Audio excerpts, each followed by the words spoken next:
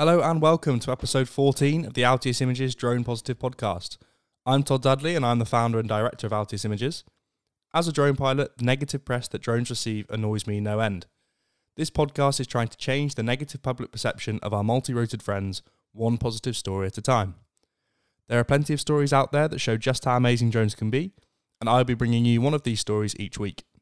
So let's fly into some positivity and see just how amazing drones are. As ever, I hope that you are all safe and well during this time. Try and stay positive, whatever your circumstance, because things will get better. Now, some very, very interesting news from the UK this week.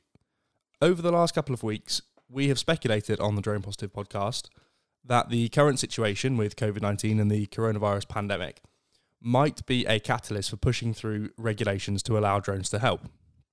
We heard last week that Zipline are working hard to ensure that happens in the US and in wider parts of Africa. And now the UK has taken a big step forward as well. On Friday, the 24th of April, Grant Shapps, who is the Secretary of State for the Transport Department, announced that drones will be used to carry medical supplies from Hampshire to the Isle of Wight. It was an already planned trial that has been brought forward and should commence this week.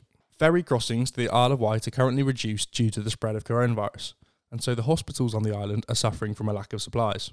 This should, in theory, be completely solved by the drone deliveries. The UAV can make the crossing to the Isle of Wight in about 10 minutes, and the government expects there to be about 4 flights per day, depending on the needs of the NHS.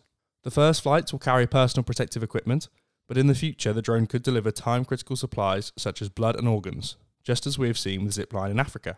The trial will use a petrol-fueled Windracer's Ultra Foxed-wing drone, capable of carrying 100 kilograms for up to 1,000 kilometers, although it won't be carrying the full payload straight away. The Department of Transport revealed that the drone will fly autonomously along a fixed route between Lee on the Solent in Hampshire and Binstead on the Isle of Wight. 2 safety pilots, one at each airfield, will oversee each flight, but the route is yet to be approved by the CAA.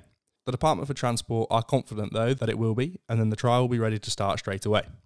The 10-minute flight time and the ease of operation is a huge plus side for this method, as it significantly reduces delivery times. Once goods have been dropped off at the airfield, they will be delivered to St Mary's Hospital by road. In March, the government gave £28 million of funding to Solent Transport to help it create a future transport zone and test new ideas. That funding included more than £8 million for the company and the University of Southampton to develop the UK's first unmanned traffic management system, or UTM, to integrate drone flights into normal air traffic control. The NHS delivery trial will operate without this UTM, but it is still being developed as part of the overall project. A temporary danger area is being set up for 90 days to separate the drone from other air traffic. Ravi Vaidyanathan, a robotics lecturer at Imperial College London, told the BBC that the lack of traffic management system does raise questions as to how everything will be planned during delivery, but I think it does have a lot of potential to help people. No matter what happens, they will learn a lot from it, which will accelerate the pace of development. And that last sentence is the key here, really. It will accelerate the pace of development. As we've mentioned over the last couple of weeks, this situation had the potential to speed up the use of drone services, and it looks like that is exactly what's happening. This is a huge, huge step forward for the drone industry in the UK, and should the trial be successful, it could open up lots and lots of opportunity for others going forward. Now, it obviously hasn't come about in the most ideal way, of course, but this is certainly exciting news for those of us in the industry. If you want to read the full story on this, that is linked in the description below, as is the website for Windracers, who are the manufacturers of the drone. That does it for this week of Drone Positive. A nice short one, but some very, very exciting news here in the UK. Please do get in touch with us on social media. We are at Altius Images on Twitter and Instagram, and you can find us easy enough by searching Altius Images on LinkedIn, Facebook and YouTube. All of the links for our channels are down below, so please do reach out. We would love to hear from you.